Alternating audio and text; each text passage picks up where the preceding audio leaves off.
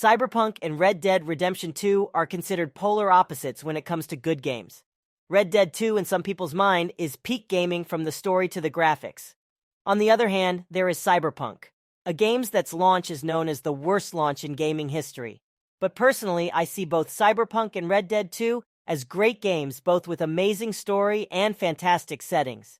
Cyberpunk, in my mind, has one of the best open worlds in gaming history, but Red Dead 2, all of us know that it is miles better, especially because of the fact that your horse's balls shrink in the winter. Like, why can't Cyberpunk have details like that? Both the Western and Cyberpunk genre together is rarely ever explored in gaming, even though it seems to work perfectly. In this upcoming title called Exekiller, a single-player FPS action-adventure RPG with a retro-futuristic Western vibe to it. I'm so excited for this game as it has such a simple but interesting idea behind it. Exekiller is a AAA game developed by an up-and-coming Polish game developer called Paradrak Studios. You play as an Exekiller, a futuristic bounty hunter. Your main objective is collecting souls, which are biochip components which gathers information about its owner and also controls him. A while ago now, back in August 2021, Paradrak released a reveal trailer for Exekiller, and it looks fantastic. Take a look. In a world where there are no rules, the only law that matters is a loaded gun. Go ahead, make my day.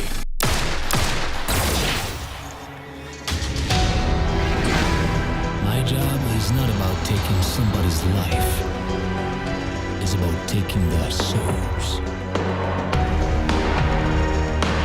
Money for blood. That's peculiar profession. Sometimes I kill for money. Sometimes I kill for justice. Your next target, Johnny the Wireman, wanted alive, paying double. Last seen somewhere in Jacobstown area.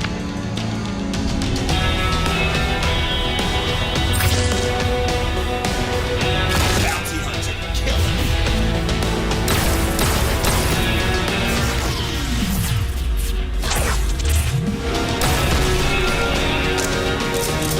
He's not going anywhere. Bounty hunting is a hell of a business.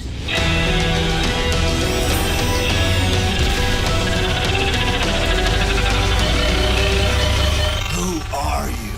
I am Exekiller. I want to make you an offer, which I'm sure you won't refuse.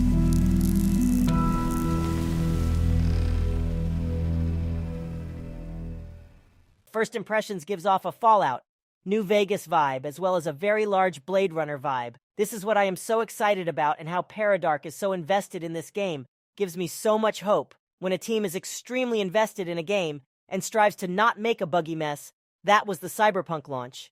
It gives me hope that it won't be a corporate-infected release. Before Cyberpunk, CD Projekt Red was one of the most trusted developers out there because of how unknown and dedicated they were. The Witcher games were some of their best work, and this is before they had an insanely massive corporate team making a game. Paradrak Studios consists of 12 people. Now, people might say this is very low to produce such a big game with so many promises, but only 40 college kids made the first 3 Halo games by themselves, and they were fantastic. Now onto some lore on the game. 20 years ago, the Great Fire Disaster set most of the world on fire, causing mass extinction and destruction of life and Earth. Only 30% of mankind has survived.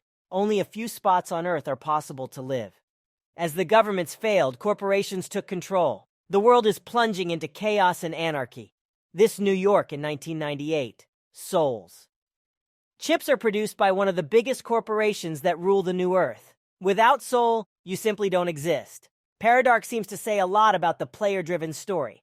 They say your choices affect not only the way the story develops, but it also lets you face every situation any way you like. Your decisions affect the storyline that offers massive replayability. On their first dev diary, they state multiple times that they will live up to their promises of the Revel trailer. And it won't be a buggy game like some of the recent hyped-up releases. Exekiller features a vast open world that is very prominent in the trailer, where not only a day-night feature is included, also it is shown as a diverse weather system including sandstorms. The open world includes desert and canyons, but also a large futuristic city that is supposed to be New York, along with a small western town, which it seems there will be more than one of these. There are locations from the real-world New York in the game, like a Statue of Liberty, but the Little Godfather reference, along with other noticeable references, give me hope they'll include some interesting set pieces. The trailer mainly shows our character using a futuristic revolver, but Paradrak have said that the game will include a various amount of weapons and gadgets to be used, which is great.